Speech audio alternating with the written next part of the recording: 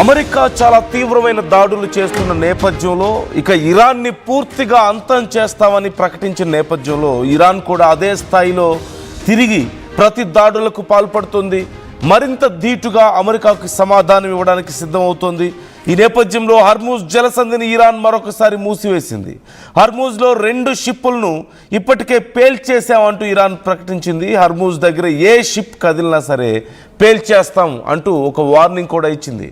America దాడులతో Tehran air స్పేస్లో Iran jet ఫ్లైటర్ల గస్తీ ఇప్పుడు కనిపిస్తోంది. మరోవైపు తమ దగ్గర కావాల్సిన ఆయుధాలు ఉన్నాయని, అమెరికా దాడులకు అస్సలు భయపడేది లేదంటూ ఇరాన్ ప్రకటించింది. ఎలాంటి దాడినైనా గట్టిగా ఎదుర్కొంటామంటూ కూడా ప్రకటించింది. IRGC $1 బిలియన్ విలువైన అమెరికన్ సైనిక విమానాన్ని ఇరాన్ కేవలం $150 ఒక డ్రోన్తో కూల్చివేయడం ఇప్పుడు అమెరికా జెట్ ఫైటర్ల యొక్క పనితీరుని ప్రశ్నించే పరిస్థితికి తీసుకొస్తూనే మరోవైపు అమెరికాని నివ్వెరపోయేలా చేసింది. ఇన్ఫ్యాక్ట్ ప్రపంచ దేశాలన్నీ ఇరాన్ పోరాట పటిమను చూసి వాళ్ళ స్ట్రాటజీస్ని చూసి నివ్వెరపోతున్నటువంటి పరిస్థితి కనిపిస్తుంది. ఇన్ఫ్యాక్ట్ $1 బిలియన్ విలువ చేసేటువంటి ఒక ఫైటర్ జెట్ని కేవలం $150 విలువ చేసేటువంటి ఒక డ్రోన్తో అటాక్ చేశారు. ఒక చిన్న వాళ్ళ స్ట్రాటజీతో. సో దీంతో అమెరికాకి జరిగినటువంటి నష్టానికి అమెరికా మరింత పెద్ద ఎత్తున మేము నష్టం చేస్తామంటూ దూకుడుగా వ్యవహరిస్తున్నటువంటి పరిస్థితి కనపడుతుంది. మరోవైపు IRGC హెచ్చరికలు జారీ చేస్తోంది. అమెరికాకు అసలు యుద్ధం అంటే ఏంటో ఇప్పుడు మేము చూపించబోతున్నాం అంటూ. హర్మూజ్ను క్లోజ్ చేయడంతో మరొకసారి మిడిల్ ఈస్ట్ ఎఫెక్ట్ ప్రపంచ దేశాల మీద కనపడబోతుంది. ఇప్పుడిప్పుడే మొన్నటి వరకు ఒక 4 రోజులు లేదంటే 1 వీక్ బ్యాక్ వరకు కూడా కొద్దిగా కొన్ని షిప్స్ని అలౌ చేస్తూ వచ్చింది ఇరాన్. మరోవైపు అమెరికా సపోర్ట్తో, అమెరికా సైన్యం యొక్క రక్షణతో కొన్ని షిప్స్ దాటుతూ వచ్చాయి హర్మూజ్ స్ట్రైట్ని. కానీ ఇప్పుడు పూర్తిగా మూసివేశారు. ఏ షిప్ కదిలినా సరే పేల్చేస్తామంటూ ప్రకటించిన నేపథ్యంలో మరొకసారి ప్రపంచ దేశాల మీద ఈ ఒత్తిడి ఉండబోతుంది అనేది అర్థమవుతుంది. ఇక ఇప్పుడప్పుడే హర్మూజ్ తెరుచుకోవడం కూడా చాలా కష్టం అంటూ మరోవైపు చెప్తున్నారు. ఈ నేపథ్యంలో చాలా కీలకమైనటువంటి పరిణామాలు, ఇరాన్ ఇచ్చినటువంటి స్టేట్మెంట్స్ కానీ పరిణామాలు కానీ 1 by 1 ఒక్కసారి మనం చూస్తే మేజర్గా హర్మూజ్ జలసంధిని మూసివేయడం అనేది అత్యంత కీలకమైనటువంటి నిర్ణయం మరొకసారి. మరోవైపు అమెరికా స్థావరాల మీద ప్రతీకార దాడులు చేసామంటూ కూడా ఇప్పటికే ఇరాన్ రెవల్యూషనరీ గార్డ్స్ కార్ప్స్ ప్రకటించింది. అంటే లైక్ కువైట్, బహ్రెయిన్లో ఉన్నటువంటి అమెరికా స్థావరాలను లక్ష్యంగా చేసుకునే క్షిపణులు, డ్రోన్లు ప్రయోగించామంటూ తెలిపింది.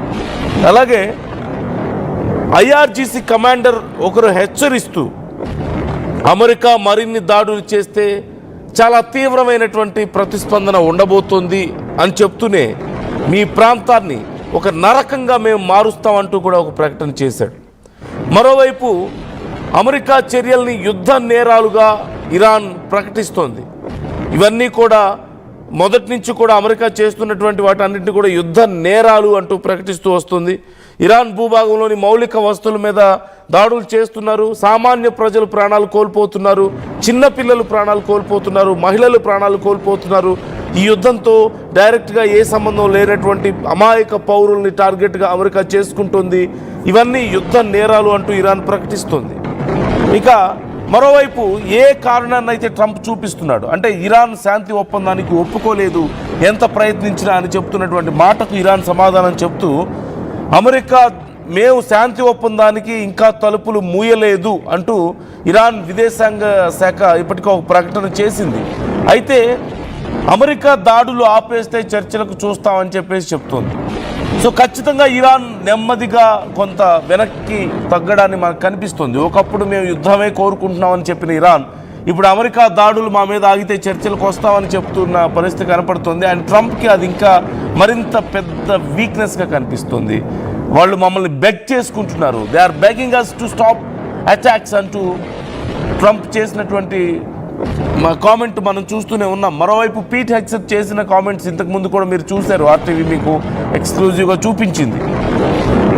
ట్రంప్ ఆర్డర్స్తో ఇప్పుడు చాలా బిజీగా ఉన్నాం మేము, ఈ నేపథ్యంలో మేము మరిన్ని దాడులు చేస్తున్నాం అంటూ కూడా ఇప్పటికే పీట్ హెగ్సెట్ ప్రకటించడాన్ని మనం చూసాం.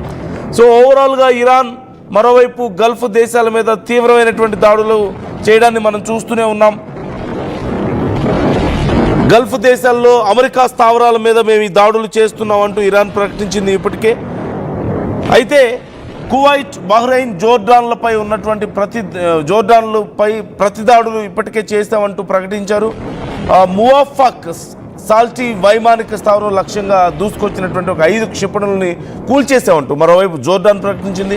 అమెరికాకు చెందినటువంటి F-35 యుద్ధ విమానాలు ఈ స్థావరంలో ఉంటాయి. ఇరాన్ ప్రయోగించినటువంటి డ్రోన్లు, క్షిపణులను తాము అడ్డుకున్నట్లుగా కువైట్, బహ్రెయిన్ కూడా ప్రకటించారు. And as we all know, అమెరికాకి సంబంధించినటువంటి టీం ఇప్పటికే గల్ఫ్ దేశాల్లో పాగా వేశారు. అక్కడికి ప్రయోగిస్తున్నటువంటి డ్రోన్స్ అండ్ మిజైల్స్ని ఎలా తిప్పికొట్టాలి అనే దానికి సంబంధించి అక్కడ ఉన్నటువంటి సైన్యానికి ట్రైనింగ్ ఇవ్వడంతో పాటుగా వాళ్ళు అక్కడ హెల్ప్ చేస్తున్నట్లుగా మనం చూస్తూనే ఉన్నాం. అలాంగ్ విత్ దట్ ఇటు ఉక్రెయిన్ నుంచి కూడా కీలకమైనటువంటి టీమ్స్ని అక్కడికి దించడం మనం చూసాం.